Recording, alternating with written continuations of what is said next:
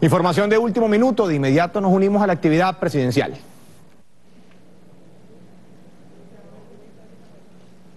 Iniciamos esta transmisión desde el Palacio de Miraflores este 16 de agosto de 2021. El presidente constitucional de la República Bolivariana de Venezuela, Nicolás Maduro Moros, estará dirigiendo una conferencia de prensa con medios de comunicación nacionales e internacionales. Estarán participando representantes de más de 20 medios de comunicación, una delegación presencial de comunicadores y otra en formato audiovisual. Estarán interactuando con el jefe de Estado venezolano, corresponsales de agencias internacionales. El presidente de la República, Nicolás Maduro Moros, también saluda a representantes de su equipo de gobierno que le estarán acompañando en esta conferencia de prensa. Se prevé que el jefe de Estado aborde diversos temas de interés nacional e internacional, igualmente en su ámbito de gestión gubernamental. Ha expresado el Ejecutivo Nacional que defiende la verdad de Venezuela frente a las campañas de desprestigio y falsas noticias de agencias internacionales contra la República Bolivariana de Venezuela. En este contexto, el jefe de Estado venezolano estará respondiendo las interrogantes de los periodistas y corresponsales. El encuentro que se desarrolla en el Salón Ayacucho del Palacio de Miraflores, se han tomado las medidas de bioseguridad correspondientes. El Ejecutivo Nacional ha mantenido una constante política de comunicación e información de su plan de gestión y de gobierno. Buenas tardes, buenos mediodías a todos y a todas.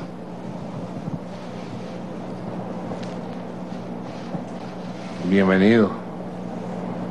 Mi saludo especial al presidente de la Asamblea Nacional, delegado plenipotenciario de Venezuela para las negociaciones de paz con la derecha extremista en México, doctor Jorge Rodríguez, viene aterrizando de México en este momento.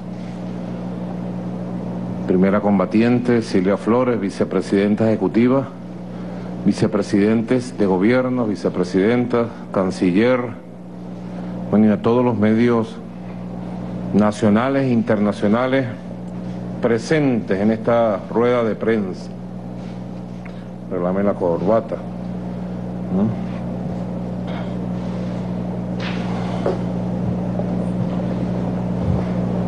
Correcto.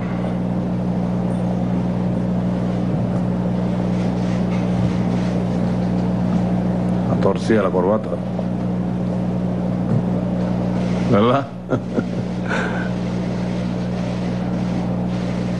Bueno, esta rueda de prensa, ¿cuándo fue la última vez que hicimos la rueda de prensa? Necesaria, internacional. Siempre es importante para actualizar temas,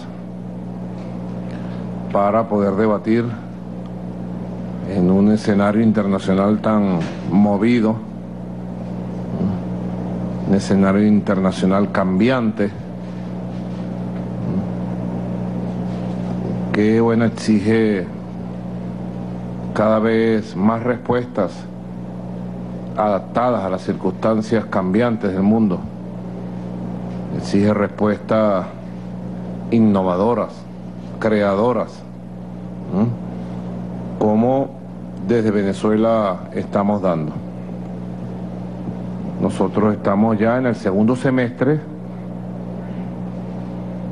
ya va cabalgando agosto, 16 de agosto 2021,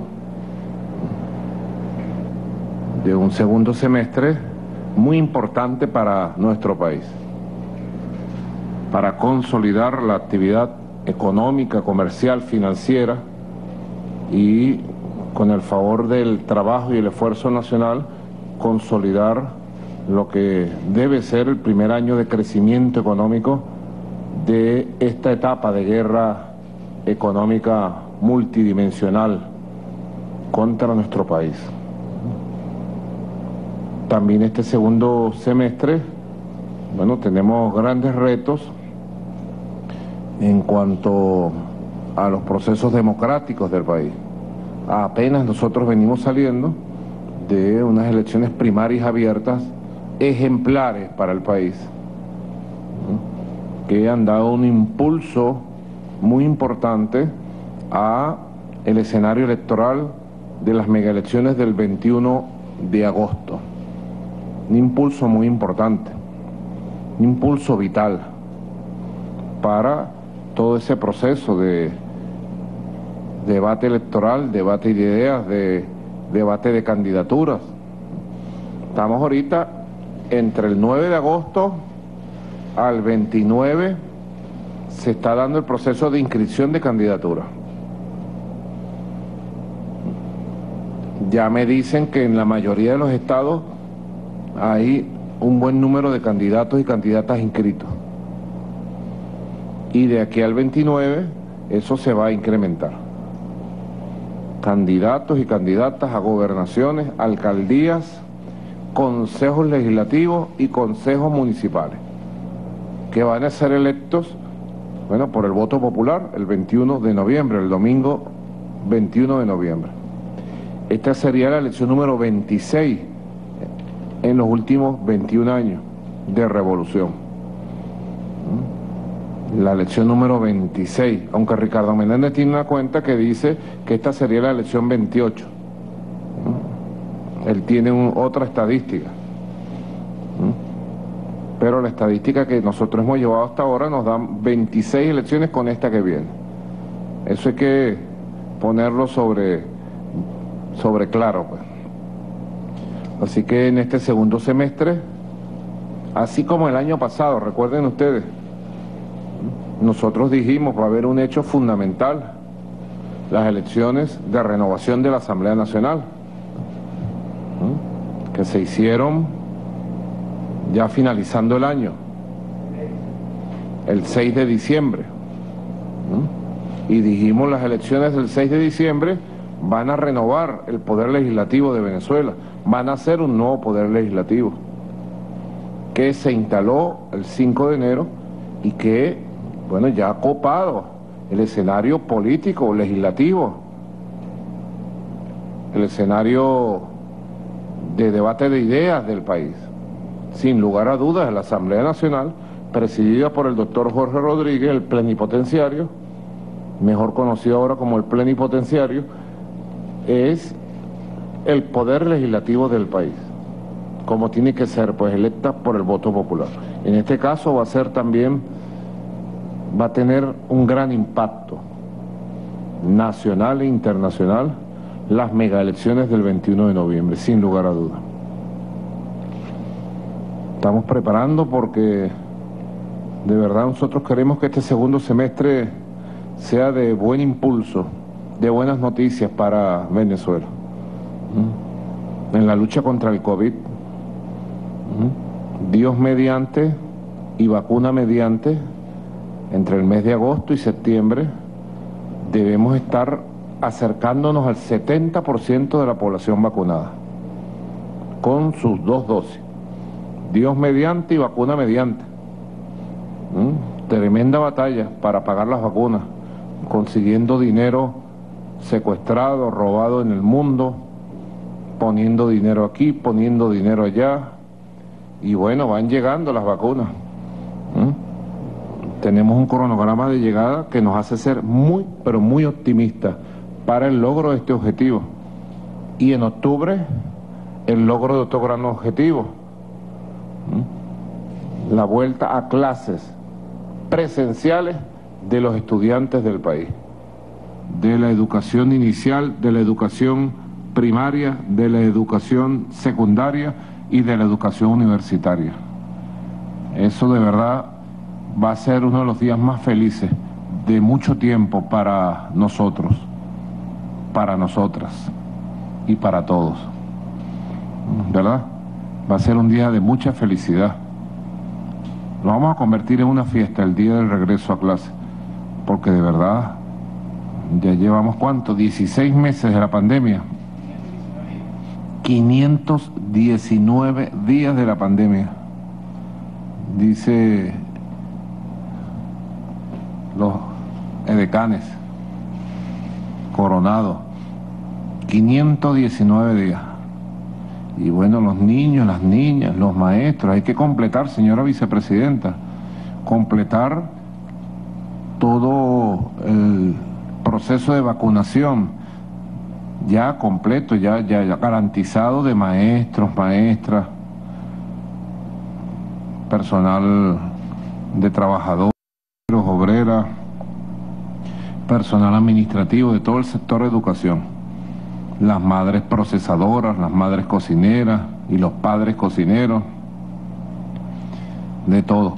Y después iremos a la vacunación de la juventud y de los niños y niñas. Ya hay vacunas confirmadas en el mundo, las estamos buscando, para vacunar niños de 3 años en adelante.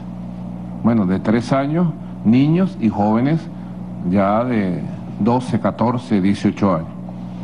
Estamos en esa etapa de búsqueda y compra de las vacunas para niños, niñas y jóvenes venezolanos. Entonces, este segundo semestre, que está en pleno proceso de despliegue, es muy importante. Por eso es importante hacer esta rueda de prensa. La última que hicimos fue el 17 de febrero. Siempre es importante, fíjate, 17 de febrero, 16 de agosto. La hicimos en el segundo mes del primer semestre y en el segundo mes del segundo semestre. Cosa que es muy interesante. Así que bueno, estamos a las órdenes de ustedes para contestar todas las preguntas y para entrarle a los temas nacionales e internacionales. Bienvenidos y bienvenidas. Así es, muy buenas tardes, presidente. En esta oportunidad contamos para esta conferencia de prensa internacional con la presencia de 3 medios de comunicación públicos, 2 medios de comunicación privados, 12 medios de comunicación internacionales, para un total de 17 medios de comunicación. El formato que se va a utilizar a continuación será 3 preguntas en el formato de videoconferencia pregrabada y 4 preguntas presenciales. Iniciamos con la ronda de preguntas pregrabadas por parte de Patrick Bell del diario Le Figaro de Francia. Buenos días, señor presidente. Soy Patrick Bell del diario francés Le Figaro. Al fin de este mes, el gobierno y la oposición van a empezar una nueva ronda de negociaciones. Las precedentes negociaciones fracasaron. ¿Por qué, a su opinión, esta vez se puede lograr un acuerdo? Gracias, señor presidente.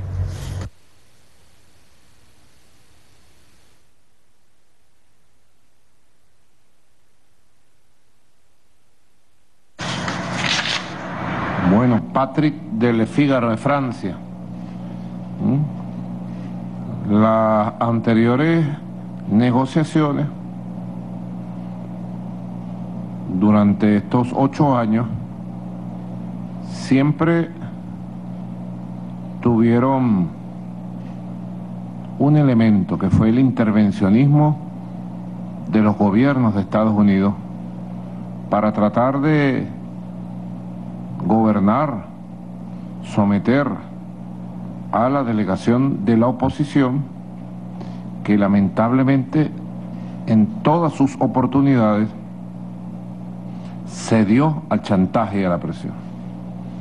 Nosotros en este mismo salón Ayacucho del Palacio Presidencial, aquí mismo, un 10 de abril del año 2014, en medio de las guarimbas insurreccionales, golpistas de ese año, sentamos a la entonces Mesa de la Unidad Democrática, aquí mismo en este salón.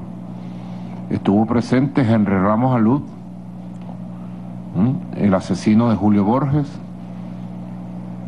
el candidato presidencial líder opositor Enrique Capriles Radonqui, Manuel Rosales. Ahí están las imágenes. Eso fue el 10 de abril, tuvimos 8 horas en cadena nacional hasta la madrugada, ya entrado el 11 de abril. Quien coordinó esas conversaciones por la oposición fue el que era coordinador de la Mesa de la Unidad Democrática, la MUD, autodenominada MUD. Ahí tuvimos presentes los cancilleres. Mire, estaba el nuncio apostólico recién llegando a Venezuela. Estaban los cancilleres de Colombia, Ecuador, creo que Brasil, Argentina. Aquí nos sentamos. Tienen que recordar. ¿Y cuál fue, después de un diálogo en cadena nacional abierto, donde surgieron temas de primer interés para los venezolanos y venezolanas, qué hizo la oposición de manera inmediata esa semana? Expulsar, suspender de su cargo de coordinador general de la Mesa de la Unidad Democrática a quien entonces fungía como coordinador, el doctor Guillermo Aveledo. Guillermo Aveledo, ¿verdad? Ramón Guillermo Aveledo, quien fue ministro de la Presidencia de la República en tiempos del doctor Luis Herrera Campín. Un líder político del sector social cristiano, de las lides del COPEI, muy curtido, de largos años, doctor Guillermo Aveledo. Aquí estuvimos. Y lo primero, Patrick, fue que la embajada gringa llamó a toda la oposición y les reprobó que se hayan sentado a hablar con el gobierno bolivariano. La otra oportunidad muy importante fue en enero, febrero, marzo del 2018. Allí logramos, continúa Marque, la misma toma, ¿viste? Ahí logramos, en enero, febrero, marzo 2018, logramos una mesa de negociación y acuerdos con la participación del entonces presidente de la República Dominicana, Danilo Medina, y la participación estelar del expresidente español José Luis Rodríguez Zapatero. Fue una negociación de detalle, fue una negociación intensa. Por el lado venezolano estuvo el plenipotenciario Jorge Rodríguez coordinando. Por el lado de la oposición, todavía toda unida en la llamada MUD, estuvo el asesino de Julio Borges.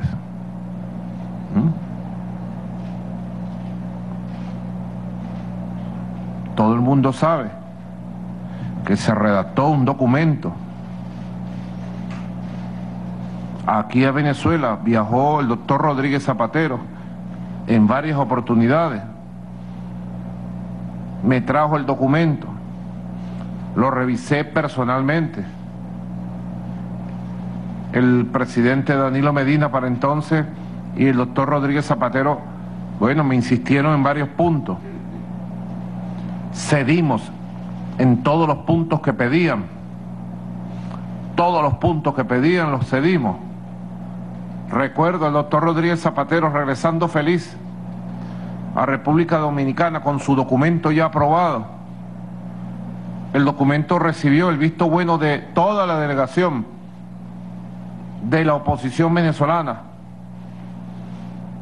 Se preparó el escenario, un hotel de República Dominicana, se anunció la firma, se pusieron los documentos redactados y aprobados sobre la mesa, y cuando faltaba un minuto para que el presidente entonces de República Dominicana, Danilo Medina, y el expresidente Zapatero, con ambas delegaciones, salieran de un cuarto a la mesa de firma, faltaba un minuto, Julio Borges declaró que se iban de Santo Domingo. Patearon la mesa de los acuerdos. Luego tuvimos información de inteligencia y tuvimos las pruebas de las conversaciones de Julio Borges con el entonces secretario de Estado de Estados Unidos, Rex Tillerson, secretario de Estado de Donald Trump, y con el expresidente Juan Manuel Santos, en donde los dos le daban la orden de retirarse y no firmar ningún acuerdo con el gobierno bolivariano. Si se habla de fracaso, podemos hablar del fracaso de la oposición, no del fracaso de los diálogos.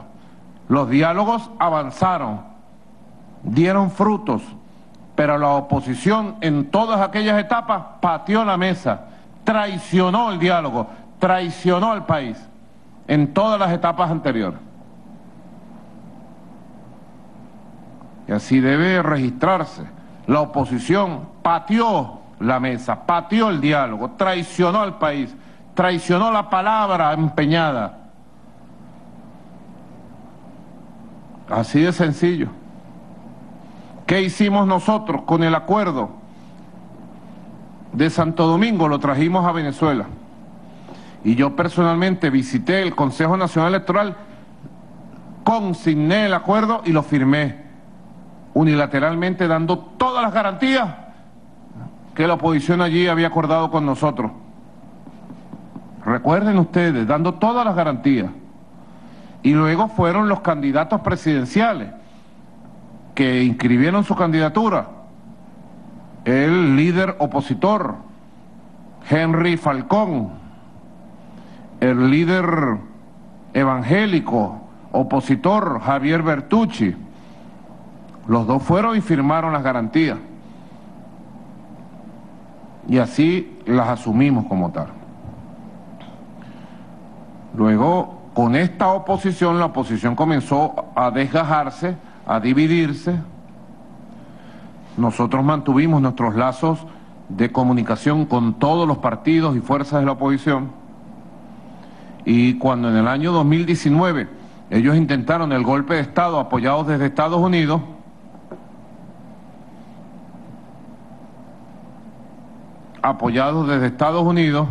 por el gobierno de Donald Trump, pretendieron entronizar a Venezuela a un personaje extraño. Pretendieron instaurar e instalar en el país un gobierno de facto, un gobierno paralelo, que ellos llamaron gobierno interino. Cuando se dieron todos los sucesos del 2019-2020, a pesar de la característica extrema de esos pasos, de esas políticas, nosotros mantuvimos, y yo como presidente mantuve firmemente el diálogo como camino para el entendimiento y la superación de los problemas de los venezolanos y las venezolanas. Y así hubo diálogo siempre. Apareció el gobierno de Noruega, que yo conozco muy bien, Dag Nylander, lo conozco muy bien, porque Dag Nylander, este hombre de bigote que apareció leyendo el documento, él fue partícipe de las negociaciones de paz entre el gobierno de Colombia y la guerrilla de la FARC. Venezuela ayudó a la paz de Colombia. Saben ustedes, somos firmantes del acuerdo de paz de Colombia. Somos corredactores de ese acuerdo.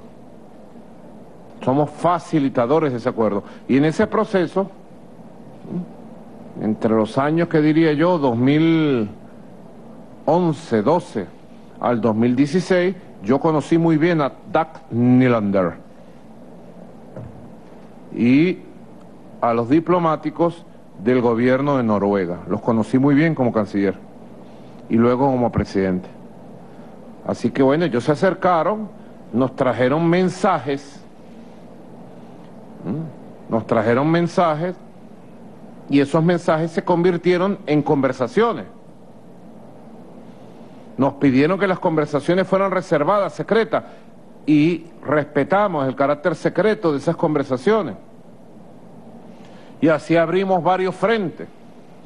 Un frente hacia las conversaciones en Noruega, directas, donde participó el doctor Jorge Rodríguez, el plenipotenciario, participó el doctor Héctor Rodríguez, entre otros, que recuerdo, el canciller Jorge Arriaza. Ya fueron a un convento en Noruega, estuvieron en un convento varios días.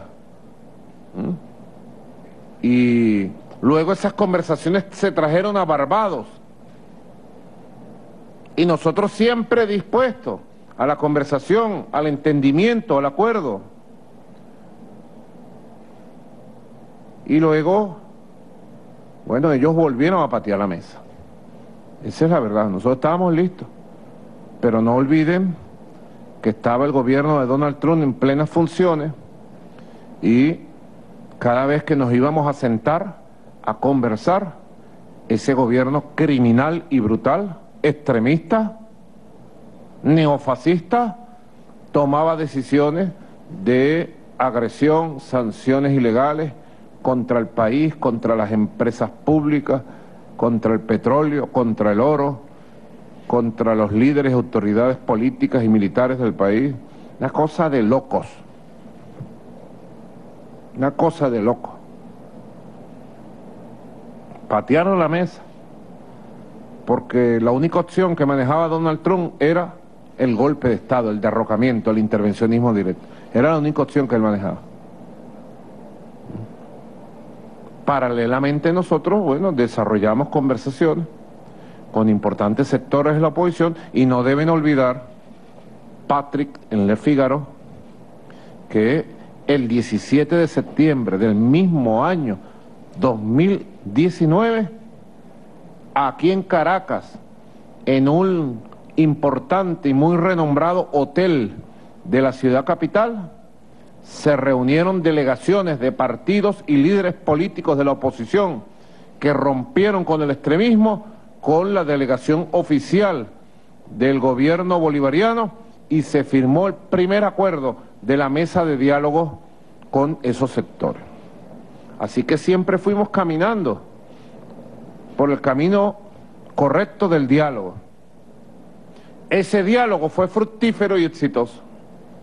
¿Por qué ese diálogo con esos partidos y líderes fue fructífero y exitoso? Porque se hizo en base a los intereses del país, se hizo sin dependencia externa, sin intervencionismo extranjero, atendiendo a la voz nacional, a la voz propia del país. Por eso esos acuerdos que se firmaron y se iniciaron el 17 de septiembre del 2019, que se continuaron en el 2020, nos condujeron a unas elecciones con plenas garantías para la Asamblea Nacional el 6 de diciembre del 2020. Y luego la Asamblea Nacional, una vez instalada, sirvieron de base para la conformación de la Comisión de Diálogo, Reconciliación y Paz plural de la Asamblea Nacional, que ustedes ya conocen y que ha dialogado en el transcurso de estos 8 meses con todo el país. Así que ha habido 2 diálogos, un diálogo fructífero nacional, con voz propia, que ha abierto compuertas hacia la participación electoral de toda la oposición, que ha pacificado el país, que ha permitido el reencuentro, la reconciliación de importantes sectores de la vida nacional, y otro diálogo que ha sido dependiente de los gringos, donde han pateado la mesa varias veces y han terminado donde están. Han terminado donde están.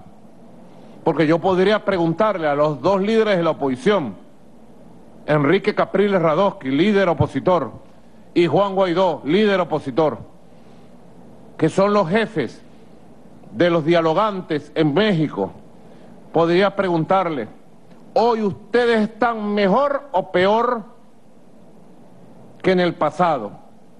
¿Están mejor o peor que en el 2018? ¿Están mejor o peor que en el 2019? ¿Están mejor o peor que en el 2020? Contesten. Yo les diría, tan peor. Y podría detallárselo con números. Tan peor que nunca. Peor que nunca, como diría por allá por Apure alguien. Eduardo Piñate, apureño de pura cepa, Eduardo Piñate. Entonces, quise hacer este recuento, Patrick, de Le Figaro, allá en París, porque es importante tener la trayectoria histórica. Uno no puede dejarse nublar, para bien o para mal, por los acontecimientos recientes. Uno tiene que ver de dónde venimos, cuál es la trayectoria, qué ha pasado. Y lo que yo sí te puedo decir, Patrick, es que nosotros hemos perseverado por el camino del diálogo, de las conversaciones y negociaciones sanas, del entendimiento y la reconciliación, y por ese camino nos vamos a mantener, ahora en México y después de México. La segunda pregunta pregrabada por el canal de TV por suscripción MSNBC de los Estados Unidos de Norteamérica la realiza Ayman Mohaldine. Hola, presidente Maduro. Soy Ayman Mohaldine de MSNBC en Nueva York. Señor, en su reciente entrevista usted pidió que Estados Unidos levantara las sanciones económicas contra su país, pero parece que, al menos por ahora, el Departamento de Estado ha rechazado esa petición. ¿Puede hablarnos de lo que planea hacer? ¿Cuáles son sus próximos movimientos para intentar que Estados Unidos hable con usted? ¿Puede también describirnos qué impacto ha tenido las sanciones económicas impuestas por Estados Unidos en la capacidad de Venezuela para luchar contra la pandemia del COVID-19?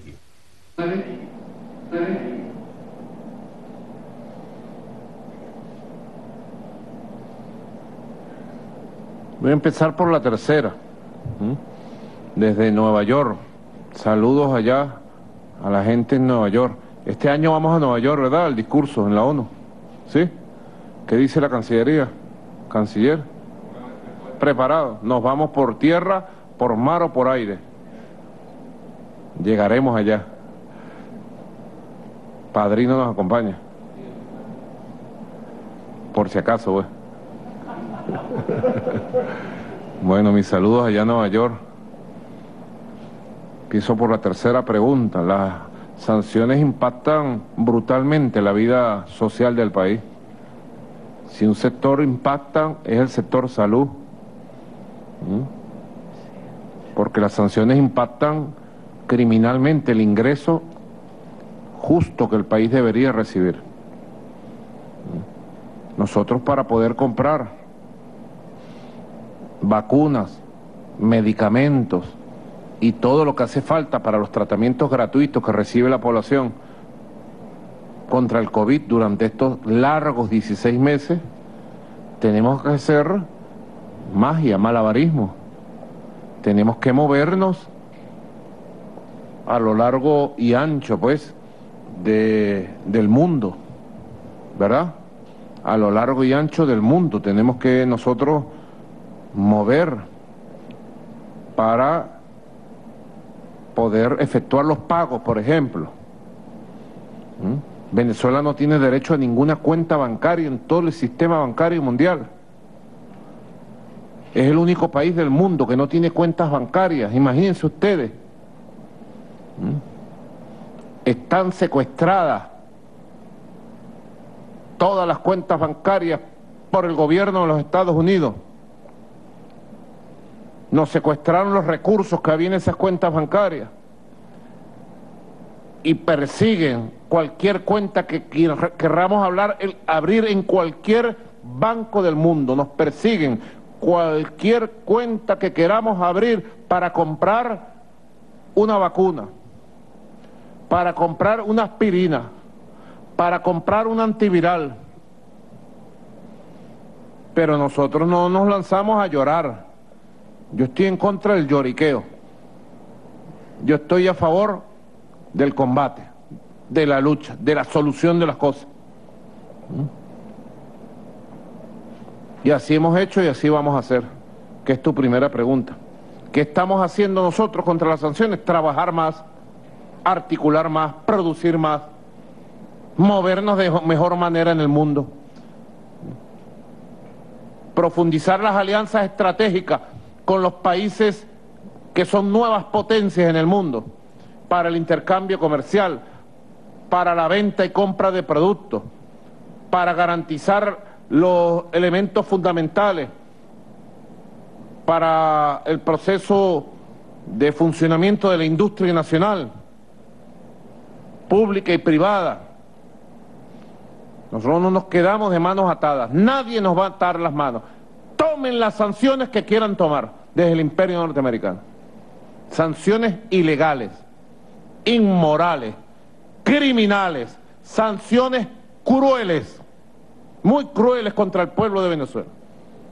Y yo he dicho, nosotros vamos a salir adelante. Estados Unidos de Norteamérica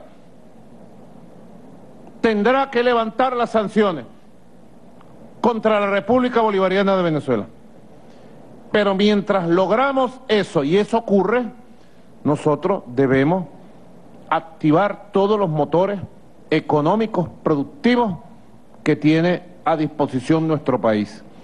Y resolver y garantizar resolver todos los problemas y que nadie entre en fase de lloriqueo.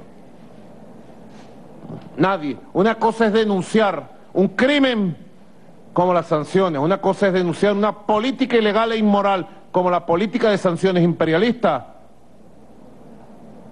una política genocida, tan genocida como bombardear un país. Es un bombardeo silencioso contra una población inocente, humilde, trabajadora, noble, como es la población de nuestro país, nuestro pueblo, el pueblo de Venezuela. ¿Para qué las sanciones? Para imponer lo que llaman una política de cambio de régimen, para derrocar un gobierno legítimo, para imponer un gobierno títere que lo derrotamos.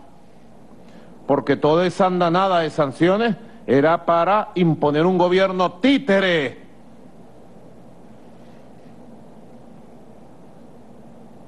Y sencillamente a ese gobierno títere le dimos una lección, lo derrotamos, lo aplastamos con la fuerza de la Constitución, de la democracia y del pueblo venezolano. Así de sencillo, lo aplastamos al tal Juan Guaidó. ¿Ahora qué le queda a ellos? Al imperio norteamericano, revisar su política. La política de Donald Trump fue aplastada, derrotada por la calle del medio. Ahora le hizo gran daño al país. Esos bombardeos silenciosos crearon heridas grandes en el cuerpo económico y social del país. Pero nosotros vamos a salir adelante, tengan la seguridad. Tenemos un pueblo que quiere salir adelante. Un pueblo que sale a trabajar, a crear. Y vamos a lograr la maravillosa recuperación económica de Venezuela, con sanciones o sin sanciones, con orgullo venezolano, con patriotismo venezolano. Jamás nos vamos a arrodillar a nadie. Ni nos arrodillamos ni nos arrodillaremos a nadie en este planeta, ni por 1000 sanciones, ni por 1000 amenazas. Espero responder esta pregunta. ¿Qué hacemos nosotros con las sanciones? Luchar, batallar, trabajar, producir y soñar con un mejor futuro. ¿Estamos listos, verdad?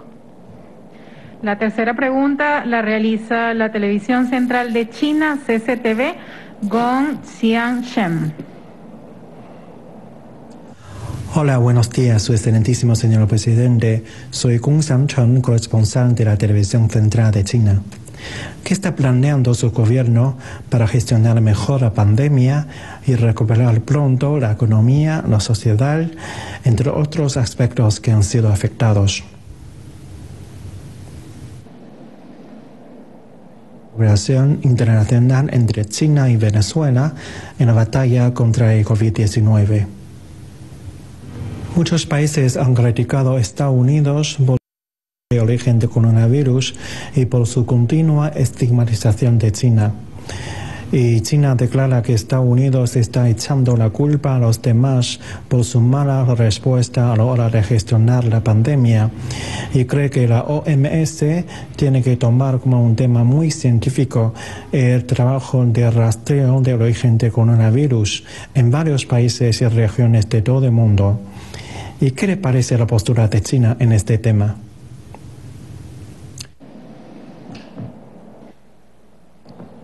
Bueno, primera pregunta. Nosotros seguimos gestionando la pandemia con un método venezolano, el método del 7+7.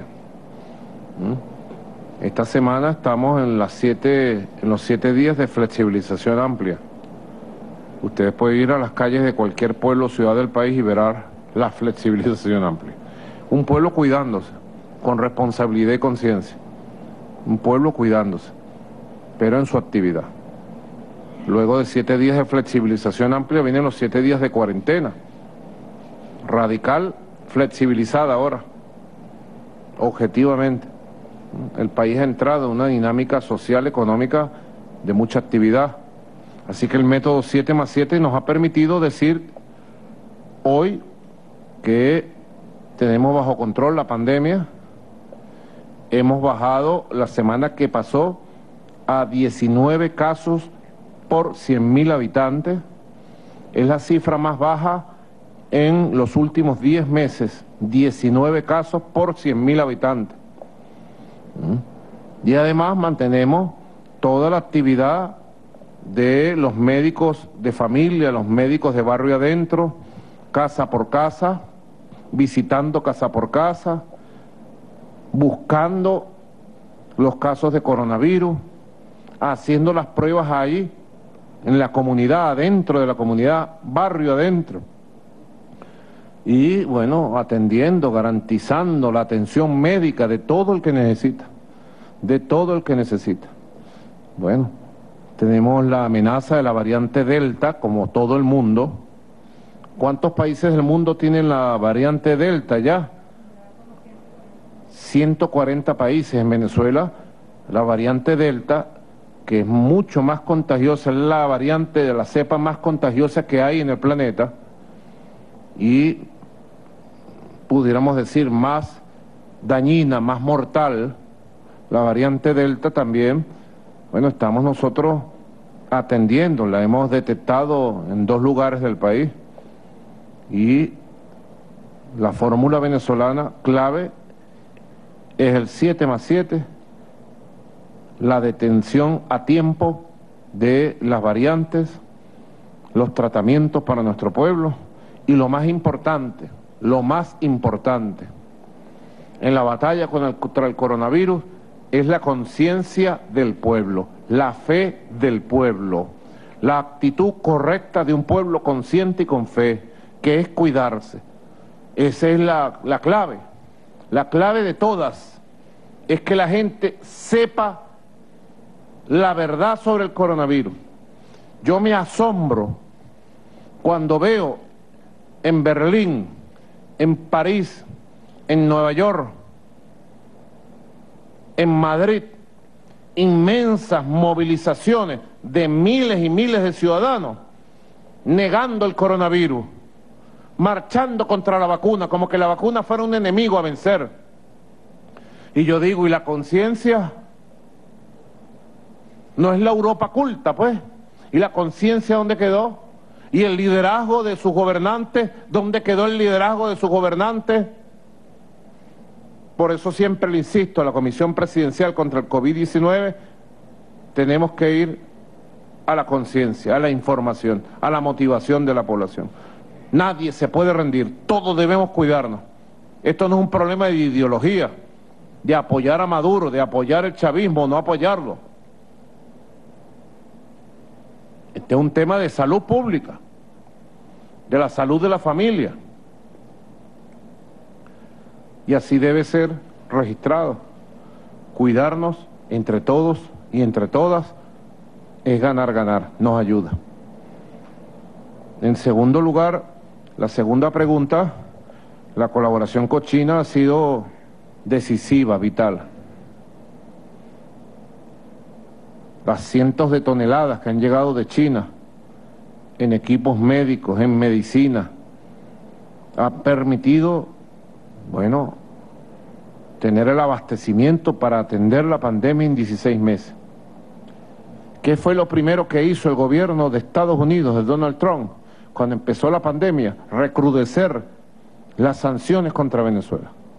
Llamar a las empresas farmacéuticas del mundo y amenazarlas y prohibirles venderle medicina a Venezuela, porque estaban anunciando una catástrofe humanitaria y de salud en Venezuela. Lo anunciaron, lo publicaron, búsquenlo ustedes, son periodistas, búsquenlo, en el Miami Herald, en el New York Times, en ABC, El País, El Mundo de Madrid, en la basura de la revista paramilitar Semana de Colombia, en CNN en español. Anunciaron varias veces colapso sanitario en Venezuela. Venezuela será el epicentro del coronavirus en el mundo, decían. Guaguara, qué malvado, qué perverso, qué mala intención. Dios nos libre de toda su mala intención y nos proteja y nos bendiga. Claro, entonces el gobierno de Donald Trump, el gobierno de Estados Unidos, persiguió la farmacéutica para que no entrara al país ni una aspirina. Y gracias a China, tenemos que decirlo, gracias a China y a otros amigos del mundo, a Rusia, a Turquía, a la India, gracias por todo su respaldo que permitió lograr el abastecimiento para esta batalla que hemos dado de la salud pública. Gracias a China, muchas gracias, fundamental. Y así continuaremos con la gran China en colaboración permanente. Sobre la tercera pregunta, nosotros siempre hemos denunciado el intento de manipulación y politización del origen del coronavirus para atacar a China. Nos parece una política despreciable tratar de atacar a un país noble que lo que ha hecho es desarrollar su ciencia para entregarle al mundo soluciones frente al coronavirus. Que fue víctima, China fue más bien víctima del inicio de esta pandemia. La investigación de esta pandemia debe ir mucho más allá de una simple manipulación geopolítica, politiquera por parte de los gobernantes de Estados Unidos contra la gran China. ¿Qué ha hecho China durante esta pandemia? En primer lugar, crear respuestas. Cuando el mundo entero se paralizó entre abril y septiembre del año 2020, la única potencia que exportó medicinas y que exportó equipos para atender la pandemia del coronavirus fue China. Recuerden los aviones chinos llegando a España, a Alemania, a Italia, a Holanda, a Estados Unidos, a Chile, a México, a Argentina, a Colombia, a Venezuela. ¿De dónde venían las medicinas y los equipos médicos? Cuando el mundo se paralizó, ¿de dónde venían? De China. China tuvo capacidad para ayudar a 140 países simultáneamente. Y ahora, ¿cuál es una de las vacunas más utilizadas en el mundo? Las vacunas chinas, de gran seguridad, de gran eficiencia, de gran protección. Así que nosotros denunciamos la asquerosa campaña que se dirige desde las élites de Estados Unidos contra China, en este caso en donde intentan manipular el origen del coronavirus.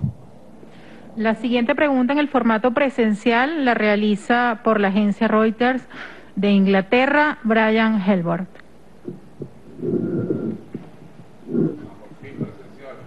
Buenas tardes. ¿Tú eres de Estados Unidos? No, pero de Reuters, ¿eh? De Reuters, perdón. De Reuters. ¿Cómo se dice? Sí, Reuters. ¿Cómo se escribe? Reuters, correcto. Una propaganda en una época, ¿te acuerdas? Se pronuncia Reuters, pero se escribe Reuters. Bienvenido. Buenas tardes. Se ha generado cierta preocupación en la población que dice que no consigue acceso a la segunda dosis de la vacuna Sputnik.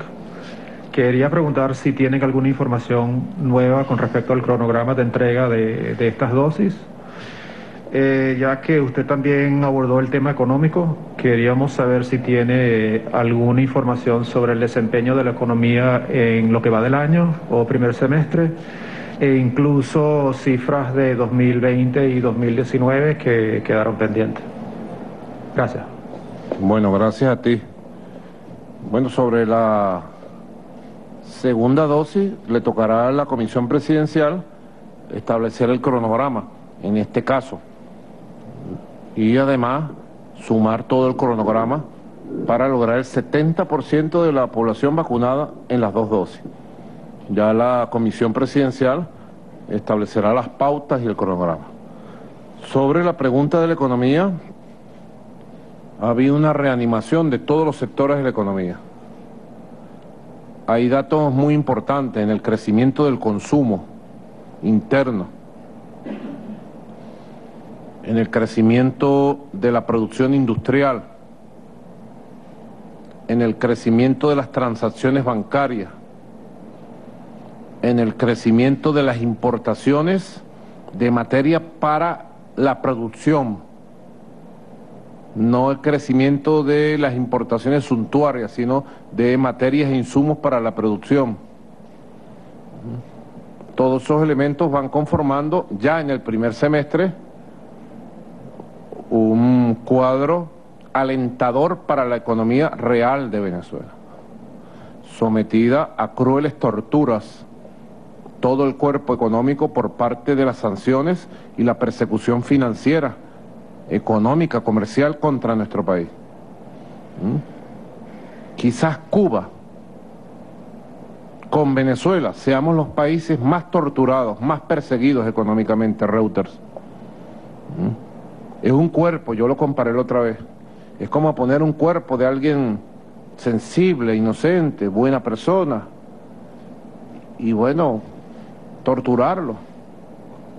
Le cortas las piernas por aquí, le pones electricidad por aquí, le echas agua congelada, todo lo que implica una tortura, pues aplicas el manual de la tortura de los Estados Unidos en Irak, por ejemplo, o el manual de tortura de los Estados Unidos en Afganistán. ¿Le suena ese país? Afganistán, por ejemplo. Un cuerpo económico torturado, perseguido, para que muriera.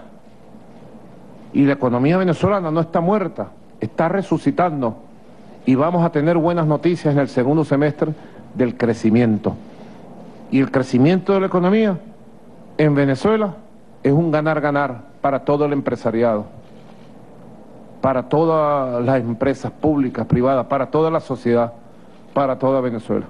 Por eso nos hemos empeñado en articular los 16 motores que tiene Venezuela para su actividad económica, industrial, financiera, comercial. Articular los 16 motores y permitir que se desarrollen en condiciones extremas de sanciones, que se desarrollen en condiciones extremas, con fuerza propia, con un objetivo: satisfacer las necesidades internas de la familia venezolana, todas sus necesidades, satisfacer la capacidad productiva del país además, un segundo objetivo, producir toda la materia prima para que el propio proceso industrial venezolano no tenga que depender de nada. Por eso se han tomado estas decisiones tan oportunas de los aranceles de más de 597 productos para proteger la industria nacional. Imagínate tú que estamos en condiciones de imponer aranceles a 597 productos para proteger su producción en Venezuela. Ya estamos en condiciones de eso, lo cual es una noticia alentadora, manejando la economía con un gran sentido de realidad, un gran sentido de flexibilidad, un gran sentido de país, sin dogmatismo de ningún tipo, sin dogmas de ningún tipo, manejándola en base a nuestro proyecto estratégico, pero con la capacidad de flexibilidad para que la economía produzca su propio oxígeno y logremos este año la resurrección de la economía nacional, productiva, diversificada de Venezuela. La quinta pregunta la realiza por Telesur Venezuela, Leonel Retamal. Hola, ¿qué tal? Buenas tardes. Presidente, bueno, en materia nacional, usted ya comentó algo de las elecciones del 21 de noviembre. Hay sectores opositores que ya confirmaron su participación o que han hecho llamados a que este sector se organice en torno a esa fecha. ¿Cuál es su expectativa de estos comicios como presidente, más allá de su rol partidario que ha tenido su opinión respecto a eso? Y en materia internacional, sobre los diálogos de México, se incluyeron prácticamente todos los puntos que ustedes solicitaban, que usted los señaló reiteradamente en semanas previas. ¿Cómo cree que qué pasará ahora con ese sector opositor que se sentó ahí a negociar? Algo dijo usted, pero si pudiera profundizar en eso. ¿Y qué efectos concretos espera usted que perciba la población venezolana respecto a estos diálogos de llegar a ser exitosos? Gracias. Bueno, yo creo que ya son exitosos. Los diálogos de paz entre Venezuela y los sectores extremistas de la derecha han arrancado con buen pie, ya son exitosos. Yo tengo aquí en mi mano, me lo ha traído el presidente de la Asamblea Nacional, diputado Jorge Rodríguez, plenipotenciario por Venezuela en esas negociaciones, me ha traído el documento original. Aquí tengo el documento original de México. Y siento, mira, que tiene vida propia. Aquí está el documento, mira. Memorándum de entendimiento. Las partes designadas a efectos de este proceso, como el gobierno de la República Bolivariana de Venezuela y la Plataforma Unitaria de Venezuela.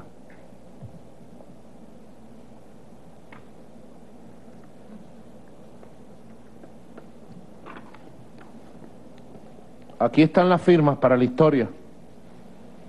Suscrito en la Ciudad de México el 13 de agosto del 2021 por Jorge Jesús Rodríguez Gómez, Gobierno de la República Bolivariana de Venezuela.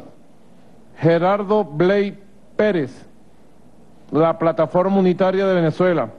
Dag Halvor Nylander, el Reino de Noruega. Firmado, acordado y refrendado en la Ciudad de México a los 13 días de agosto del 2021. Ya arrancó con buen pie. Ya este documento es un éxito para el país, porque pone todo en su lugar. Leonel, Retamal o Retamar. ¿Ah? ¿Con R o con L? Con L, Retamal. Tú eres chileno. ¿Cada parte de Chile? Santiago. Santiago de Chile. Leonel Retamal. Correcto. Pone todo en su lugar este acuerdo. Nosotros exigimos 3 puntos. Y los 3 puntos con toda su contundencia están presentes en este memorándum de entendimiento con fuerza legal. Ahora la Asamblea Nacional lo va a llevar a su plenaria y lo va a aprobar en su plenaria, así que le da fuerza legal como memorándum de entendimiento de la República Bolivariana de Venezuela. La Asamblea Nacional le va a dar fuerza legal a esto. Quiere decir que después de la aprobación de la Asamblea Nacional viene Gaceta Oficial y ya es memorándum de entendimiento legal en todo el territorio nacional. Es un paso realmente maravilloso y pone todo en su lugar. Nosotros hicimos 3 propuestas firmes. La primera, el reconocimiento de las autoridades legítimas de Venezuela. Fue el primer paso que se dio, el reconocimiento de las autoridades legítimas de Venezuela. Las partes que firman son el gobierno legítimo y en funciones de Venezuela, que preside Nicolás Maduro Moro y que le ha dado cartas credenciales como plenipotenciario al presidente de la Asamblea Nacional, doctor Jorge Rodríguez, firmante. Y firma el coordinador o líder de la comisión negociadora de ese sector de la oposición, llamada por ellos mismos Plataforma Unitaria de Venezuela. Listo. ¿Te das cuenta el impacto que tiene? El reconocimiento de las autoridades legítimas. Lo otro que exigimos fue el cese de la violencia. Se comprometen aquí en cesar todas las conspiraciones. Se comprometen aquí. Aunque de Colombia tenemos informaciones preocupantes que daremos a conocer en los próximos días, de la conspiración de Iván Duque para sabotear este acuerdo, para sabotear la negociación en México, con acciones, con sicarios y criminales. Pero este sector que promovió golpes de Estado, que convocó a intervenciones militares en Venezuela, firma comprometiéndose a respetar la independencia, la paz, a cesar en la violencia. Tercer punto que exigimos y que está aquí plenamente, el levantamiento de todas las sanciones criminales sobre nuestro país. Aquí está, como un elemento central, para nosotros es central. Sanciones levantadas o nada, es la consigna. Sanciones levantadas o nada. Aquí está, pues, aquí está todo lo que hemos dicho. Nosotros teníamos una cuarta propuesta, que se sentaran todas las oposiciones, no la aceptaron. Hubo pelea entre sectores opositores porque no se aceptaban sentarse en una mesa todos ellos juntos. Nosotros vamos a seguir insistiendo en sentar a todos los sectores opositores del país, más allá de la Plataforma Unitaria por Venezuela, de Guaidó y de Capriles, sentar al resto de los opositores. Así que creo que ha arrancado de manera exitosa, esperanzadora. Nosotros vamos a hacer todo lo posible, todo, y lo imposible, porque esta vez la oposición no patee la mesa, porque esta vez la oposición no rompa el camino del diálogo. Vamos a hacer lo posible y lo imposible para que podamos llegar a acuerdos. Yo quisiera que el doctor Jorge Rodríguez, si ustedes me lo permiten, el doctor Jorge Rodríguez, que está llegando desde México, si quiere el doctor Jorge Rodríguez sentado, bueno, usted lo determina, o aquí parado, aquí a la derecha, como usted quiera, el doctor Jorge Rodríguez nos actualice qué ha pasado en las últimas horas. Ayer el gobierno de Noruega emitió un segundo comunicado. ¿Cuándo es la próxima reunión? Por favor, doctor Jorge Rodríguez, le doy las gracias a nombre de todo el pueblo de Venezuela por la labor que está cumpliendo como plenipotenciario en nuestro país. Gracias, señor presidente. Como usted bien sabe, desde el mismo mes de febrero de este año, empezamos a recibir informaciones, noticias, mensajes, donde se notaba la intención de iniciar conversaciones y procesos que fueron definidos por los facilitadores del Reino de Noruega como encuentros pendulares con algunos sectores de la oposición venezolana a los efectos de iniciar un proceso de diálogo y negociación. Eso implicó arduas conversaciones. Una dificultad importante es la división profunda que se presenta entre los sectores dirigentes de las oposiciones en Venezuela, de manera de que resultaba arduo la necesidad de ir hablando con cada uno de los sectores por separado para llegar a algún tipo de búsqueda de acuerdo para la negociación posterior. Luego fue un proceso de construcción de cuáles eran las condiciones del gobierno bolivariano de Venezuela para participar en un proceso de esa naturaleza, la conformación de la agenda, la conformación de las pautas, del formato de ese proceso de diálogo, e incluso la discusión del país sede, que de manera muy solidaria y como característica fundamental de la diplomacia mexicana, es auspicioso que sea la capital de los Estados Unidos mexicanos quienes hayan fungido como sede de ese proceso. ¿Qué pasó el pasado día viernes 13 de agosto? Pues la conclusión de más de 6 meses de conversaciones entre el gobierno bolivariano y estos sectores de la oposición. Y se firma un memorándum de entendimiento que es la plataforma de arranque del diálogo de paz. Es decir, ya el 13 de agosto arranca el diálogo y la negociación con la firma de ese memorándum de entendimiento, que tiene como elemento fundamental que se hace bajo el amparo de la Constitución de la República Bolivariana de Venezuela. Las partes nos comprometemos al respeto absoluto de todos los elementos de la Constitución de la República Bolivariana de Venezuela, a la búsqueda y el mantenimiento de la paz, el cese y la renuncia a cualquier forma de violencia, la reparación a las víctimas de violencia, el levantamiento de las sanciones que de manera criminal se ha sometido a todo el pueblo de Venezuela, chavistas, opositores, niní, empresarios, trabajadores, campesinos, todos somos víctimas de las sanciones y el bloqueo contra Venezuela.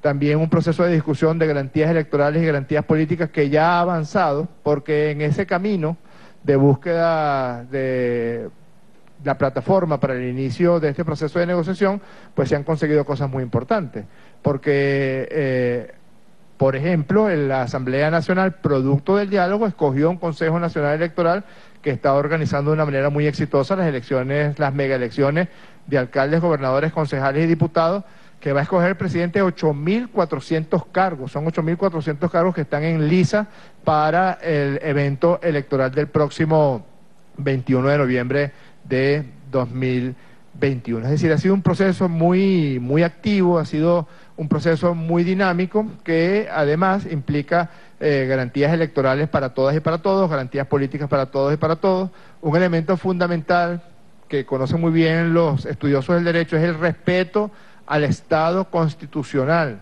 es decir, el respeto a la institucionalidad de Venezuela es uno de los puntos que está establecido allí.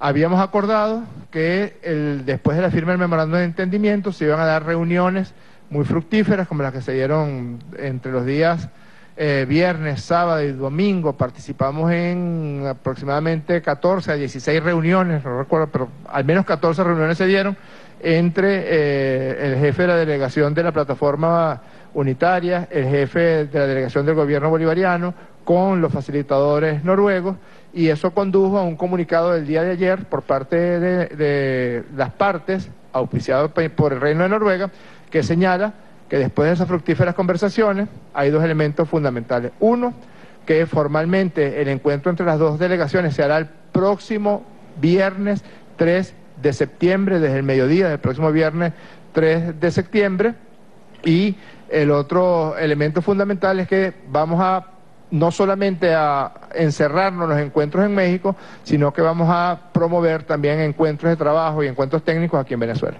Bueno, muy buena noticia. ¿Qué más quiere, pues, Telesur? El próximo viernes 3 de septiembre se instalan oficialmente las negociaciones entre el gobierno bolivariano de Venezuela y la plataforma unitaria de la oposición.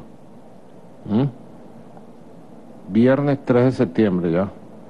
Y nosotros vamos, como ustedes saben, con un espíritu abierto a conversar, a tomar decisiones. ¿Qué podemos esperar, Leonel? Que tomemos decisiones parciales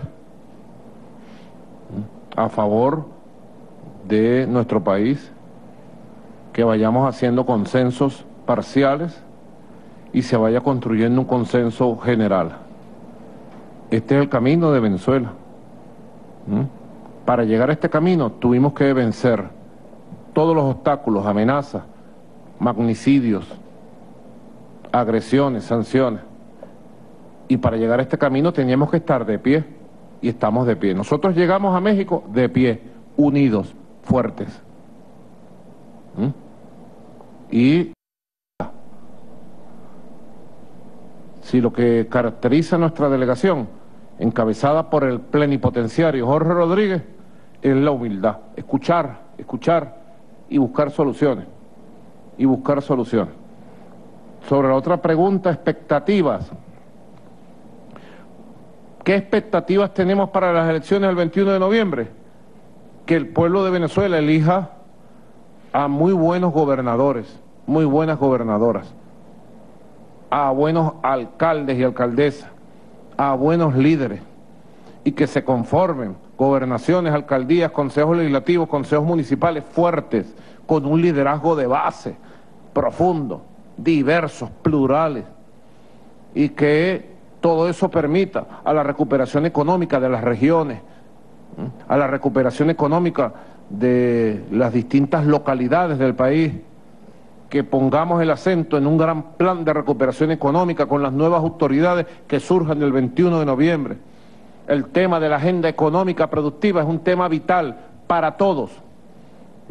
En Portuguesa, en el Zulia, en Bolívar, en Caracas, en La Guaira, en Apure, en Anzoátegui, en Sucre, en Nueva Esparta, en Monaga, en Miranda, en Aragua, en Carabobo, en todo el territorio nacional. El tema de la agenda productiva, generar empleo, generar riqueza, satisfacer necesidades, dinamizar la economía, alegrarle la vida al pueblo. Esa es la expectativa que tenemos, que sea una elección muy participativa. Nosotros sabemos que toda la oposición se va a inscribir. Por ejemplo, mañana se inscribe Carlos Ocariz en Miranda. Es la información que tengo. Tú dices que no, todavía no. Ah, no sabía. Jorge Rodríguez lo acabo de tubiar. Mañana Carlos Ocariz, que llamó a la abstención en el 2017, en la elección de alcalde, que llamó a la abstención en la elección presidencial 2018, que llamó a la abstención en la elección de la Asamblea Nacional el año pasado. Carlos Ocariz, líder muy importante de la oposición, abstencionista, extremista de derecha, que reconocía a Guaidó como presidente, ahora va a reconocer al CNE y se inscribe. Al inscribirse reconoce la nueva Asamblea Nacional, al inscribirse reconoce el nuevo CNE, es un gesto de paz que le agradezco a Carlos Ocariz desde aquí. Por ejemplo. Así que tenemos grandes expectativas. Este es el camino de Venezuela, la paz, el diálogo, el voto. Siempre lo dijimos.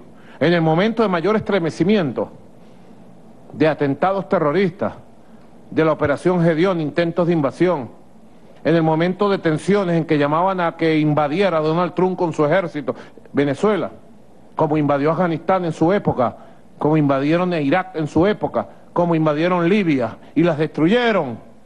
Miren cómo está Afganistán, ¿lo vieron? ¿Ah? ¿Cómo dejaron a Irak? ¿Cómo dejaron a Libia? Miles y miles de muertos, economía destrozada, guerra civil interna. Así querían poner a Venezuela. Y en ese momento de dificultades, siempre dije, diálogo, paz, voto, encuentro, reconciliación. Y se ha demostrado que era el camino correcto. Era el camino de Dios. La sexta pregunta la realiza por Bloomberg de los Estados Unidos de Norteamérica, Alex Vázquez.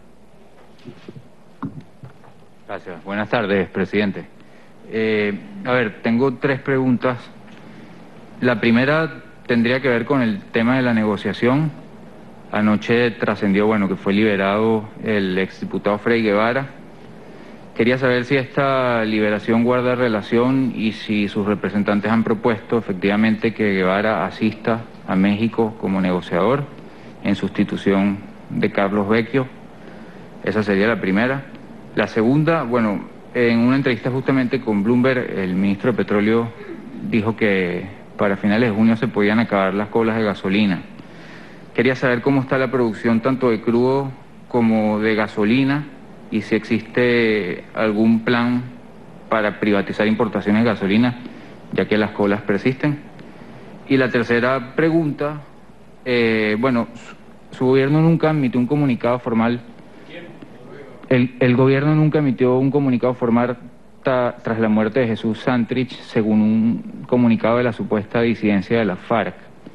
Quisiera saber si usted tiene alguna información al respecto que pueda decir sobre eso. Muchas gracias. Bueno, primero no estamos obligados a emitir ningún comunicado oficial.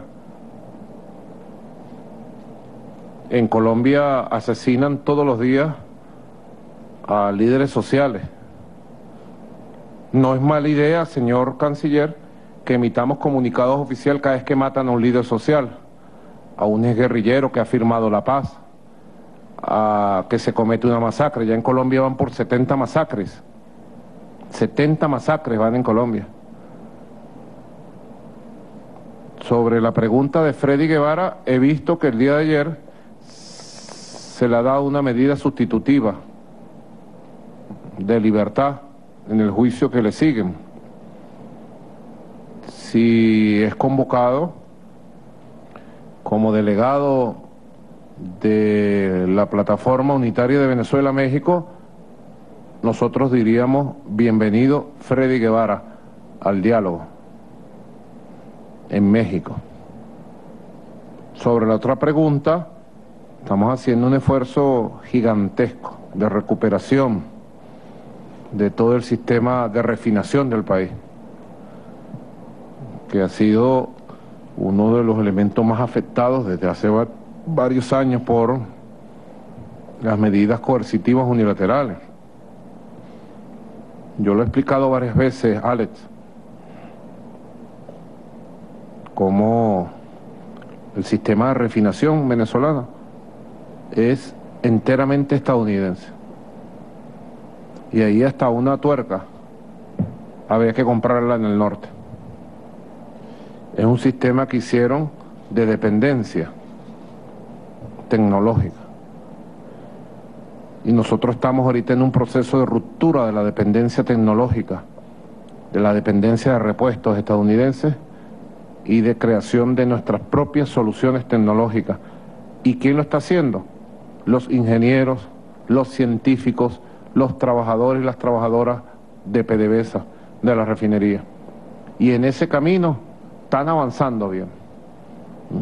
Nosotros siempre somos optimistas, por eso es que el ministro Taret, de manera optimista en junio, declaró que faltaban 30 días ya para resolver ese tema. Pero, bueno, lo resolvemos y a veces tenemos recaídas. Yo aspiro que en este segundo semestre se resuelva de manera definitiva el tema de la producción de los combustibles suficientes para el mercado interno.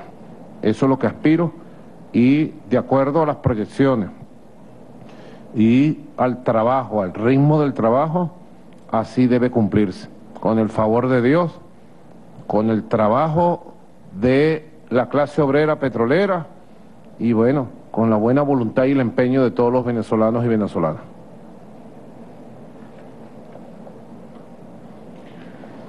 La séptima y última pregunta por el día de hoy la realiza la colega Jessica Sosa de RT Rusia. Buenas tardes, presidente. Buenas tardes. Algunos analistas en nuestro país señalan que hay dos dimensiones de conflicto en Venezuela, una es interna y tiene que ver con este diálogo que hay con la oposición, y la segunda es externa y tiene que ver con el diálogo con Estados Unidos.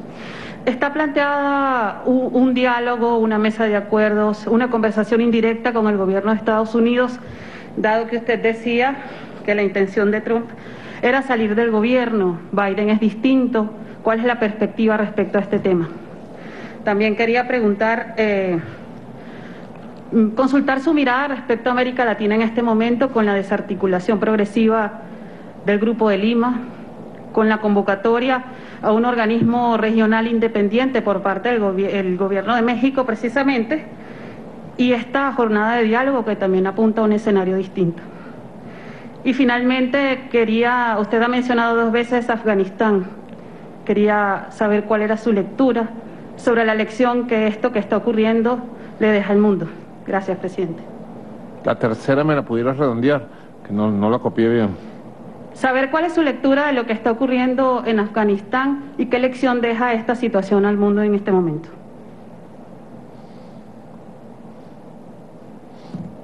Yo comparto ese análisis de las 2 dimensiones.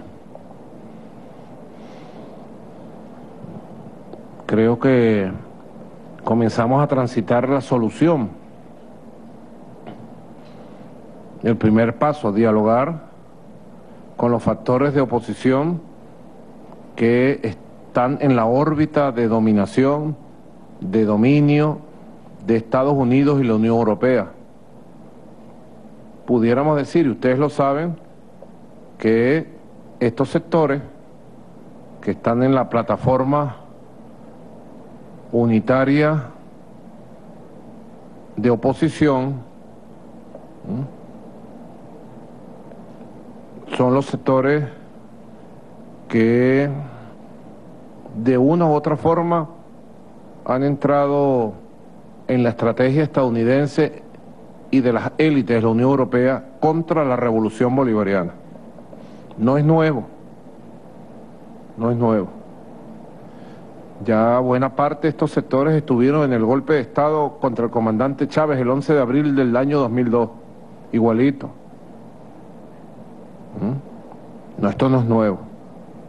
Lo único que es, en el año 2019 y 2020 ensayaron un modelo brutal que no habían ensayado en ningún país del mundo, que era entre ellos reconocer un gobierno paralelo, reconocer instituciones paralelas, intentar una explosión social, una guerra civil e intentar una ocupación militar de Venezuela. Esa era la estrategia. Nosotros, con paciencia, con la Constitución en el corazón y en la mano, con perseverancia, con estrategia, con inteligencia, poquito a poco, fuimos avanzando, poquito a poco, con mucho amor y con la bendición de Dios, el Creador, pues somos hombres de fe. Este modelo que se le aplicó a Venezuela, Jessica, si tú estudias los golpes de Estado en América Latina en los últimos 100 años, si estudias el golpe de Estado contra Jacobo Arbenz en 1954, fue un golpe directo, invasión de Estados Unidos, golpe, y después 30 años de dictadura, 300.000 desaparecidos en Guatemala. Responsable el intervencionismo gringo. Si estudias el golpe de Estado contra João Goulart, 1964 en Brasil, lo mismo, campaña mediática brutal, destitución, preso el presidente y golpe de Estado y dictadura por 30 años en Brasil, 50.000 desaparecidos.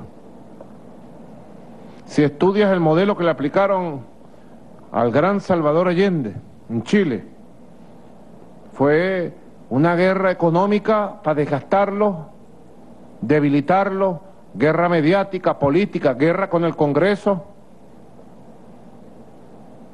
Y el día que Allende iba a firmar el decreto para convocar el referéndum consultivo, si él se quedaba o no en la moneda, en la presidencia, el mismo día, golpe de Estado brutal y lo asesinaron. Estudia, Jessica, todos los modelos. A nosotros nos aplicaron todos y nos aplicaron nuevos componentes para dividir la Fuerza Armada Nacional Bolivariana, para provocar una invasión por Colombia y por la costa, para asesinarme en varios momentos, para asesinar al alto mando político militar del país Todos los modelos se aplicaron contra Venezuela, todos. Y nosotros fuimos con inteligencia, perseverancia, aplomo, serenidad, nervios de acero, derrotando uno por uno ese modelo. Uno por uno. Detrás de todo, el imperialismo norteamericano, con sus garras, para gobernar, dominar al mundo, someter al mundo, saquear al mundo. Esa es la verdad. Hoy eso se puede decir y se entiende con facilidad para cualquiera de ustedes.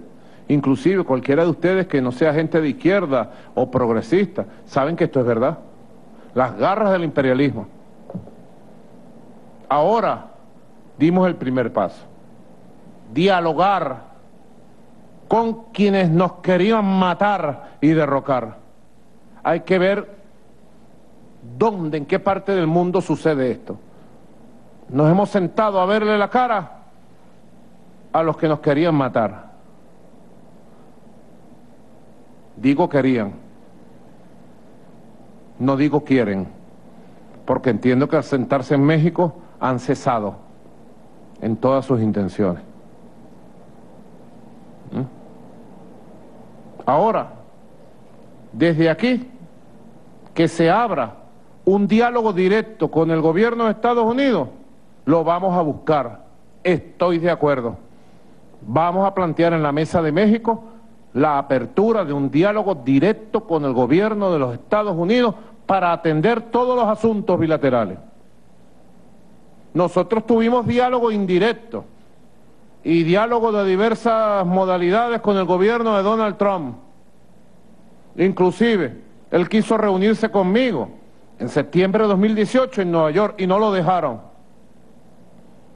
Me llamaron a mi teléfono, esté pendiente. Yo dije, bueno, está bien. Ahora, son muchas cosas. Yo lo he dicho públicamente, doctor Jorge Rodríguez, el plenipotenciario. Yo lo he dicho y lanzo el mensaje.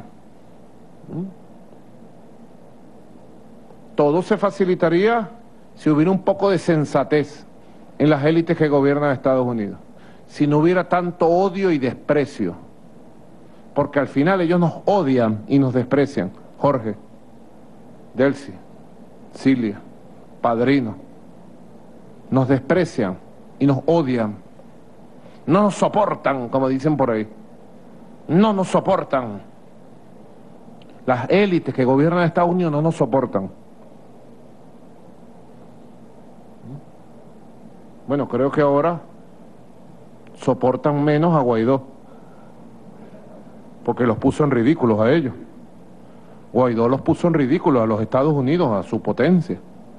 Lo pusieron a hacer un trabajo y fracasó. Lo derrotamos, a Guaidó lo derrotamos. Ustedes saben, ¿verdad? Que a Guaidó lo aplastamos, políticamente hablando. Y si aplastamos a Guaidó, aplastamos la estrategia intervencionista de Estados Unidos. Pero en Estados Unidos ni lo soportan. Donald Trump nos mandó a decir, ya yo lo he dicho, no sé si lo han escuchado, lo que nos mandó a decir Donald Trump a mí. En México, en una reunión privada de Jorge Rodríguez con unos enviados de la Casa Blanca, Donald Trump me mandó a decir que detestaba a Juan Guaidó. Lo detestaba. Que si él ganaba la presidencia, lo iba a echar a un lado y iba a establecer diálogos directos con nosotros. Lo mandó a ofrecer.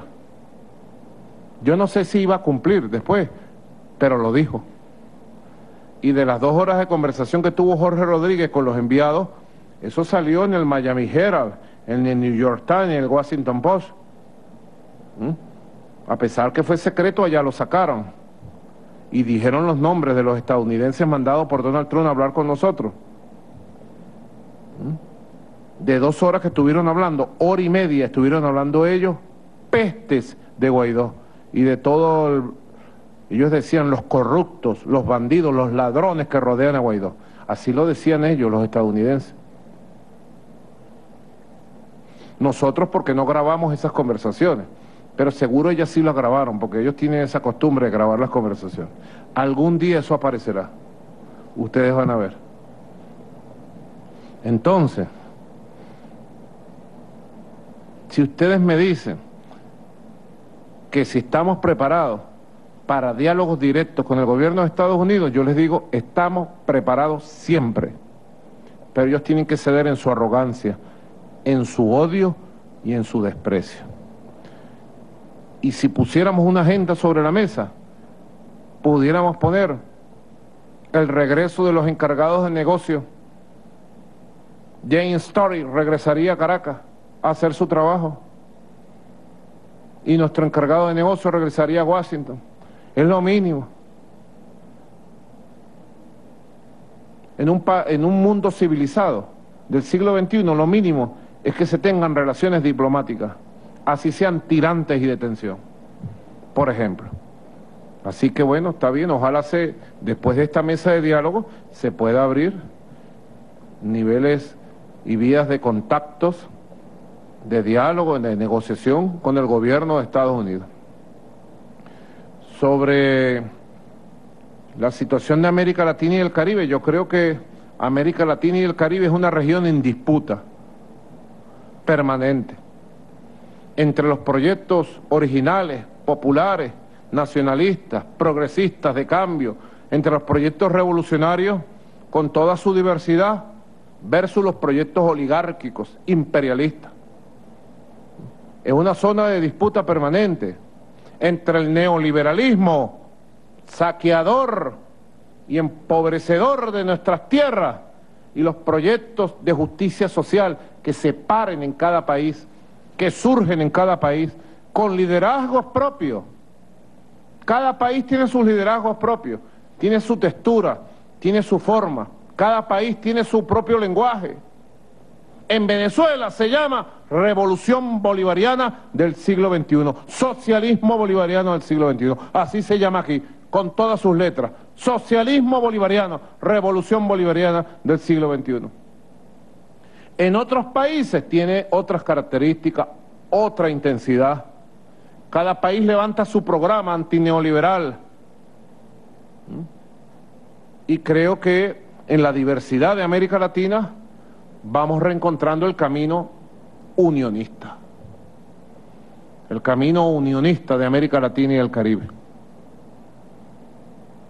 Es nuestro camino. Por eso es muy importante que se esté retomando con nuevo dinamismo la comunidad de estados latinoamericanos y caribeños, la CELAC, bajo la presidencia del presidente Andrés Manuel López Obrador, que la CELAC reactive los consejos de ministros conjuntos, que le demos respuestas al tema del cambio climático, a los temas del desarrollo económico y la integración en un solo bloque, que le demos respuesta a los temas educativos, culturales, que le demos respuesta a los temas migratorios, a todos los temas de América Latina y el Caribe desde nuestra organización, una comunidad de estados latinoamericanos y caribeños, fundada por una primera generación de líderes libertarios del continente, Néstor Kirchner, Lula da Silva, Hugo Chávez, Daniel Ortega, Pepe Mujica, Evo Morales, Rafael Correa, Raúl Castro, entre otros, que dieron el primer paso aquel 2 y 3 de diciembre del año 2011 en Caracas. 2 y 3 de diciembre de 2011 fue la fundación de la CELAC en Caracas y se adoptó el nombre de Comunidad de Estados Latinoamericanos y Caribeños, CELAC. Creo que estamos tomando una nueva dinámica, una nueva velocidad, y Venezuela va a apoyar el fortalecimiento de la CELAC como respuesta propia a los problemas comunes de nuestra región, como respuesta en la construcción de un bloque de fuerza que planteó el libertador Simón Bolívar en el Congreso de Panamá en 1826. Estamos en la era bicentenaria de Carabobo, de Junín, de Ayacucho y del Congreso de Panamá. cuando en el 2026 estemos celebrando los 200 años del Congreso de Panamá, nosotros aspiramos a que haya una América Latina caribeña unida y libre de cualquier dominación extranjera.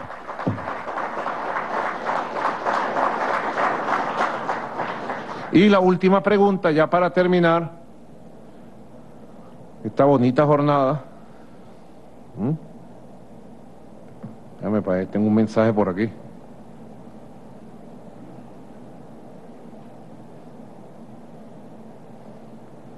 Correcto, aprobado. Están mandando un mensaje sobre la oposición. Correcto. Bueno, sobre la pregunta, ¿qué visión tenemos de lo que está ocurriendo en Afganistán? Yo les puedo decir que en este mismo salón, Ayacucho, en el mes de octubre del año 2001, muchos de ustedes estaban jovencitos.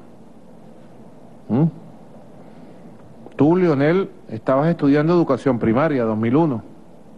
Alex también, seguro, estaba en un colegio aquí, estaba jovencito. Jessica también, estaba en el liceo, ya estaba en la universidad. Jorge Rodríguez estaba en el psiquiátrico, como doctor, pasaba consulta en el psiquiátrico. ¿Verdad, Delcy? No, los mejores psiquiatras de Venezuela, Jorge Rodríguez, por eso está logrando lo que está logrando en los diálogos. Es un chiste. Se pongan bravos, ¿vale? Hay gente que se pone brava porque yo digo a veces algún chiste.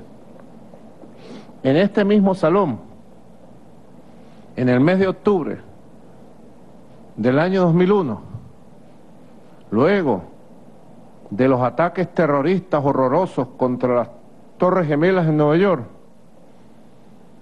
el comandante presidente Hugo Chávez dijo: no se puede combatir la violencia con más violencia, el terrorismo con más terrorismo. Así no, dijo el comandante Chávez. Busquen la grabación. Y mostró la portada del diario 2001 para ese día. Ahí está la fecha. Y en la portada del diario 2001 aparecía un señor en Kabul, capital de Afganistán, en su casa destruida, con sus niños muertos, producto de una bomba lanzada por orden de George W. Bush en sus ataques aéreos contra Afganistán. Era cruenta, dolorosa, era la portada del mundo entero. Aquí en Venezuela la sacó el diario 2001. Y el comandante Chávez cuenta que él venía a una rueda de prensa internacional, no, a una comparecencia, una cadena, con unos temas, y antes de entrar a la cadena le mostraron: mire esto, presidente. Y él vio eso y se conmovió. Y el comandante Chávez habló desde su corazón, dijo: así no. Así no. No se puede combatir el terrorismo con más terrorismo, la violencia con más violencia. Lo dijo hace 20 años. Y eso originó las amenazas del gobierno de George Bush. Y originó que el gobierno de Estados Unidos le diera la orden a la oposición y a la derecha venezolana de iniciar sus preparativos para derrocar a Hugo Chávez. Eso originó el plan que culminó con el golpe de Estado del 11 de abril. Averigüen, ustedes están muy jóvenes, averigüen. Ahí están los documentos desclasificados. La entonces embajadora de Estados Unidos en Venezuela, la embajadora Donald Reinhardt, visitó al comandante Chávez. Él lo contó en muchas oportunidades, investiguen. Esos videos están por ahí. Y trató de regañarlo en la reunión, y el comandante Chávez la paró cuando le estaba leyendo un documento enviado del Departamento de Estado para regañarlo por haber dicho eso. El comandante Chávez le dijo: un momento, embajadora, por favor pare, levántese y retírese de aquí del despacho presidencial, y usted vuelva cuando usted entienda que aquí hay un presidente soberano e independiente que dirige este país. Por favor, retírese, le dijo así.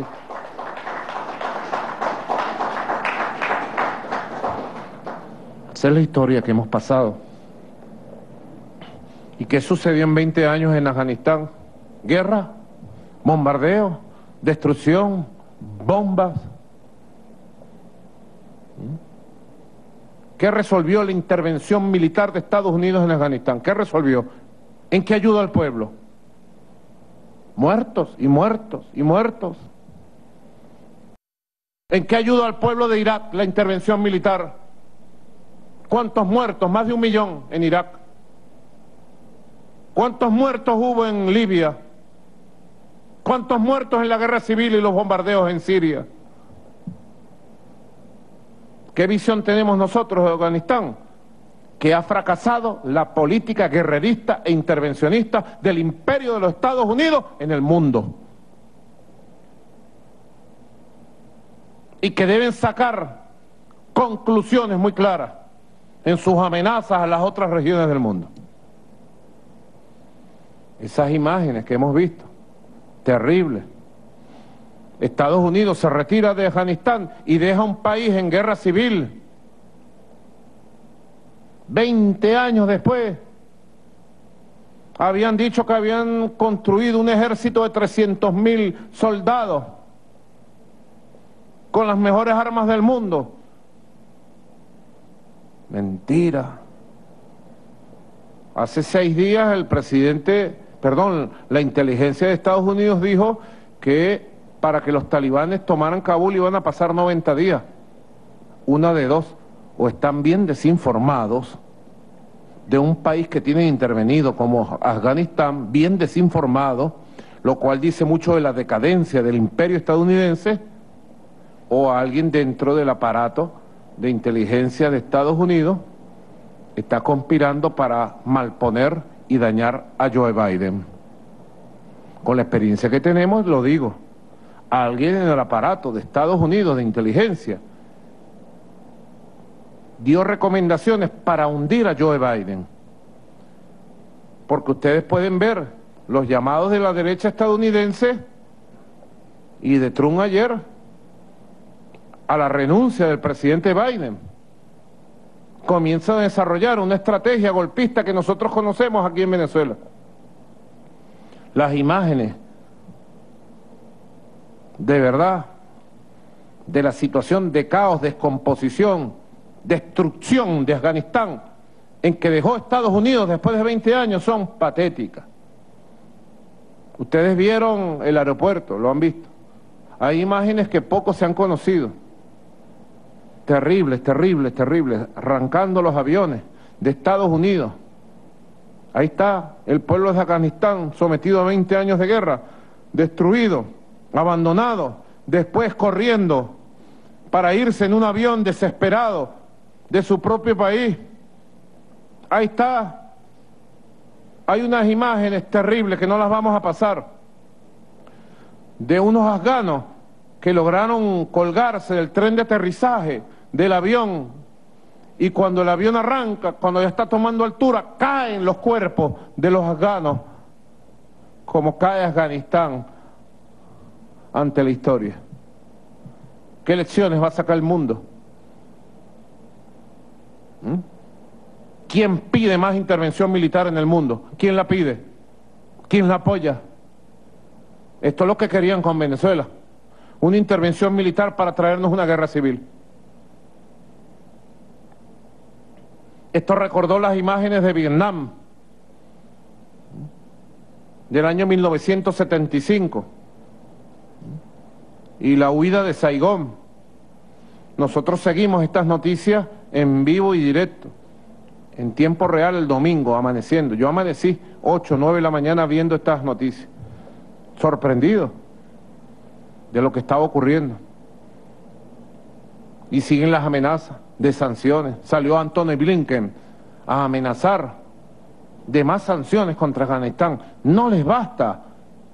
Los muertos, la guerra civil, el terrorismo, los heridos, el dolor, el caos y la desesperación de Afganistán para seguir amenazando con sanciones. siglo XXI se tiene que acabar el mundo de las sanciones, del intervencionismo militar, de las guerras, del hegemonismo estadounidense. Se tiene que acabar en el siglo XXI. Estados Unidos será siempre una gran potencia, pero ojalá nosotros aspiramos a ser una potencia de paz. El pueblo de Estados Unidos así lo quiere. Recientemente vino un periodista de Bloomberg, Eric Chuck. ¿Cómo se escribe? Eric Schaffer vino a Venezuela. Hicimos una entrevista que iba a ser de 20 minutos y duró casi 2 horas. La han repetido muchas veces en Bloomberg, en inglés. Y yo le decía esto. Yo le decía, el siglo XXI, Eric, será el siglo del fin de los imperios. Anótalo, le dije. Del hegemonismo, de los imperialismos y sobre todo del imperio de los Estados Unidos. Será el fin. Y tú sabes quién es el que está más consciente y quién es el que más quiere esto en el mundo. Le dije, ¿tú sabes quién es el que más quiere en el mundo que se acabe las guerras, el intervencionismo y ese papel hegemónico? ¿Tú sabes quién? Y él me dijo, ¿quién? Dime. Yo le dije, el pueblo de los Estados Unidos, la juventud de los Estados Unidos. Así lo creo. Esa juventud estadounidense, ese pueblo que votó por un cambio, por Joe Biden, contra el supremacismo y la arrogancia de Donald Trump, aspira a que su país sea un país de paz, de respeto al mundo, promotor de la paz. Hoy Estados Unidos está consternado con lo que ha pasado en Afganistán, está conmovido con las imágenes de Afganistán. Hoy el mundo entero mira con asombro lo que está pasando en Afganistán. Y nosotros de Venezuela, que hemos resistido a todas estas amenazas, decimos, fíjense, teníamos razón. Cuando estaban ellos con su locura de, ¿cómo es que llamaban ellos? 2RP. Ustedes se acuerdan a María Corina Machado, a Juan Guaidó, a Julio Borges, a toda esta gente, diciendo el año pasado, hay que aplicar el 2RP, R2P. La gente preguntaba, ¿qué es R2P? Jessica, ¿qué es R2P? Tú le preguntas a cualquier venezolano en las calles, esta gente está diciendo que hay que aplicar el R2P. ¿Qué es el R2P? El R2P era la responsabilidad de proteger una invasión militar a Venezuela. Nosotros la denunciamos, política y diplomáticamente, pero también les digo, nosotros nos preparamos con una poderosa Fuerza Armada Nacional Bolivariana, que tiene las armas de la República, con más de 4.500.000 milicianos y milicianas armados en todo el territorio nacional, para decirle a cualquier imperio del mundo, si te metes en Venezuela, entras, pero no sales, para hacer respetar esta tierra gloriosa de Venezuela. Nos preparamos. Si quieres la paz, prepárate para defender con las armas tu tierra, si quieres la paz. Que saquen sus cuentas Creifaller en el Comando Sur, que se la pasa amenazándonos y viajando a América Latina. Creifaller, saca tus cuentas, sácalas bien, porque en Vietnam, en Afganistán la sacaron muy mal. Venezuela quiere paz, tranquilidad, mucho más de la que tenemos, paz y tranquilidad. Y aspiramos que el pueblo de Afganistán, más temprano que tarde, consiga su propio camino y que los problemas de Afganistán los resuelvan los afganos y las afganas en paz, en diálogo, sin intervencionismo de nadie. Ustedes verán que toda esta historia de los últimos 20, 30, 40 años, que pueblos enteros han sufrido guerras. Toda esta historia van quedando como lecciones para el mundo que está por construir. El mundo que está por construir no puede ser de amenaza, ni de guerra, ni de violencia. Esa es la visión que nosotros tenemos de Venezuela y del mundo. Así que bueno, les agradezco mucho esta rueda de prensa en este segundo semestre y aspiro que los diálogos de paz con la oposición de la plataforma unitaria avancen. Señor Jorge Rodríguez, presidente de la Asamblea Nacional, tiene todo el apoyo para que le demos buenas noticias a Venezuela de aquí en adelante. Buenas tardes, pues. Que Dios bendiga a nuestra amada patria. Gracias. Así culmina esta conferencia de prensa internacional del jefe de Estado venezolano, Nicolás Maduro Moros. A los asistentes, muchísimas gracias por su atención. Pasen feliz tarde.